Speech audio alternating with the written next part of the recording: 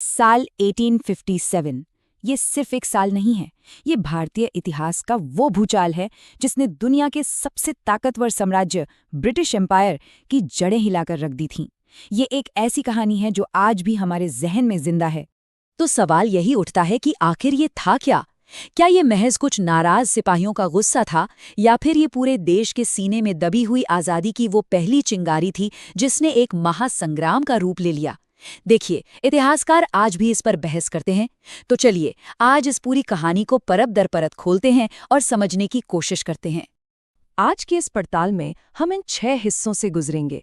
पहले देखेंगे कि इस तूफान की वजह क्या थी, फिर जानेंगे कि ये चिंगारी कैसे भड़की और कैसे फैली।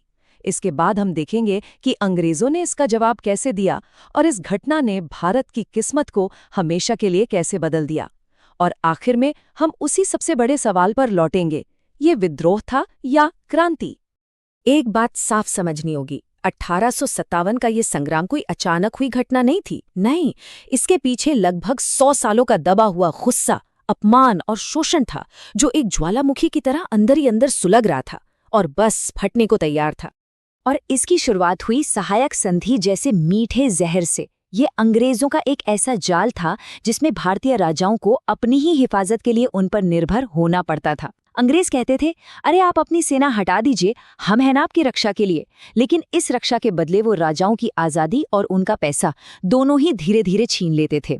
और फिर गवर्नर जनरल डलहौजी की विलय की नीति, जिसे हम डॉक्ट्रिन ऑफ लैप्स भी कहते हैं, उसने तो जैसे आग में घी डालने का काम किया। ये एक बड़ी बेरहम नीति थी।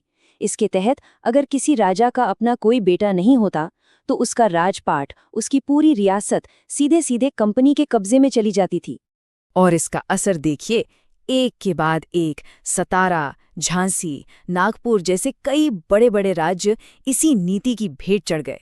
इतना ही नहीं, नाना साहेब जैसे शासकों की पेंशन तक रोक दी गई और मुगल बादशाह के वारिसों को ये तक कह दिया गया कि उनके बाद कोई सम्राट नहीं कहलाएगा। सोचिए, ये सिर्फ राजनीतिक फैसले नहीं थे, ये भारतीय शासकों की इज्जत पर सीधा हमला था। राजनीतिक अपमान तो था ही, साथ साथ अंग्रेजों ने भारत को आर्थिक रूप से भी पूरी तरह खोखला करना शुरू कर दिया था। उनकी लगान नीतियों ने किसानों की कमर तोड़ दी। उधर इंग्लैंड की मिलों में बने सस्ते कपड़े ने भारत के हुनरमंद कारीगरों और बुनकरों को बर्बाद करके रख दिया। और ऊपर से कंपनी के अफसरों का भ्रष्टाचार तो देखिए कि इनाम कमीशन ने अकेले बंबई में 20,000 से ज्यादा जमीनें छीन ली। लेकिन ये सिर्फ पेट की आग नहीं थी, अब तो लोगों के दिलों में भी एक लावा धधक रहा था। अंग्रेजों ने आर्थिक शोषण के साथ साथ भारतीय समाज और धर्म पर भी चोट करना शुरू कर दिया था। वो सती प्रथा जैसी कुरीतियों को बदल तो रहे थे, लेकिन उनकी नीयत भारतीयों को अपनी ही संस्कृति से हीन महसूस कराने की थी। फौज में भी भारतीय सिपाहियों के साथ भेदभाव होता था, और जब उन्हें समंदर पार जाकर लड़ने का हुक्म मिला तो ये उनकी धार्मिक आस्था पर एक सीधा हमला माना गया। तो अब तक माहौल में बारूद तो पूरी तरह भर चुका था, बस एक चिंगारी की जरूरत थी। और वो चिंगारी बनकर आई नई एनफील्ड राइफल के कारतूसों के रूप में।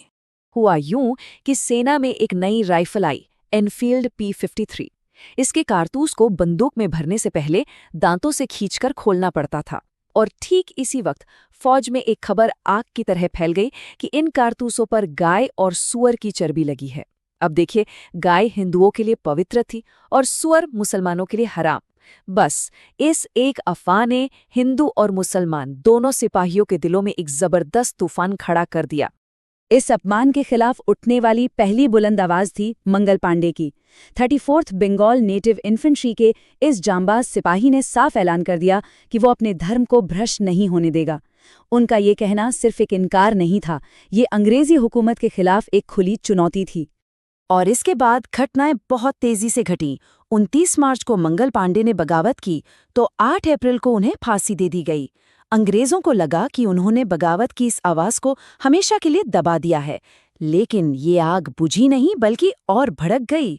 9 मई को मेरठ में 85 सिपाहियों ने कारतूस छूने से मना कर दिया और अगले ही दिन 10 मई को पूरी मेरठ छावनी ने विद्रोह का बिगुल बजा दिया। मेरठ से उठी ये चिंगारी देखते ही देखते पूरे उत्तर भारत में एक ज्वाला बन गई। अब ये सिर्फ सिपाहियों का गुस्सा नहीं था, नहीं, इसमें राजा, नवाब, जमींदार, किसान, आम लोग सब शामिल हो गए। एक सैनिक विद्रोह अब एक जन विद्रोह में बदल चुका था। विद्रोही सिपाही दिल्ली चलो के नारे के साथ दिल्ली पहुंचे और बूढ़े मुगल बादशाह बहादुर शाह जफर को हिंदुस्तान का सम्राट घोषित कर दिया। इसके साथ ही अलग अलग जगहों पर विद्रोह के स्थानीय नेता उभरने लगे। कानपुर में अपनी पेंशन के लिए लड़ रहे थे नाना साहिब, लखनऊ में अपने बेटे के हक के लिए लड़ रही थीं बेगम हजरत महल और बिहार में 80 साल के जांबाज कुंवर सिंह ने बगावत की कमान संभाल ली। और इन्हीं नेताओं के बीच एक नाम हमेशा के लिए अमर हो गया, रानी लक्ष्मीबाई। जब अंग्रेजों ने विलय की नीति के तहत उनके गोद लिए हुए बेटे को वारिस मानने से इनकार कर दिया, तो सिर्फ 22 साल की इस रानी ने मर्दों का लिबास पहनकर और हाथ में तलवार लेकर ऐलान कर दिया, मैं अपनी झांसी नहीं दूंगी। उनकी बहादुरी आज भी एक मिसाल है। विद्रोह की आग जितनी तेजी से फैली थी, ब्रिटिश साम्राज्य ने उतनी ही ज्यादा ताकत और बर्बरता से उसका जवाब दिया। ये लड़ाई 1 साल से भी ज्यादा चली और अंग्रेजों ने इसे बेरहमी से कुचलने में कोई भी कसर नहीं छोड़ी। अंग्रेजों ने एक सोची समझी रणनीति के तहत हर विद्रोही गढ़ को वापस छीना। जॉन निकल्सन ने दिल्ली पर फिर से कब्जा किया तो कॉलिन कैंपबेल ने कानपुर और लखनऊ को अपने नियंत्रण में लिया। वहीं सर ह्यू रोज को झांसी और ग्वालियर को जीतने का जिम्मा सौंपा गया। ये एक बहुत लंबा और खूनी संघर्ष था। तो सवाल उठता है कि इतनी बड़ी बगावत आखिर कामयाब क्यों नहीं हो पाई? इसकी सबसे बड़ी वजहों में से एक थी एक मजबूत केंद्रीय नेतृत्व की कमी। हर कोई अपने इलाके के लिए तो लड़ रहा था, लेकिन पूरे भारत के लिए एक साझा योजना नहीं थी। हथियार और संसाधन भी बहुत सीमित थे। और सबसे अहम बात ये कि भारत का एक बहुत बड़ा हिस्सा, जैसे कि पंजाब, बंगाल और दक्षिण भारत, इस विद्रोह से काफी हद तक अलग रहा। भले ये विद्रोह मैदाने जंग में हार गया, लेकिन इसने भारत में ब्रिटिश राज की नींव को हमेशा हमेशा के लिए बदल कर रख दिया। अंग्रेज अभी अच्छी तरह समझ गए थे कि भारत पर पुराने तरीके से हुकूमत नहीं की जा सकती। सबसे बड़ा बदलाव तो ये हुआ कि भारत से ईस्ट इंडिया कंपनी का 100 साल पुराना राज खत्म कर दिया गया।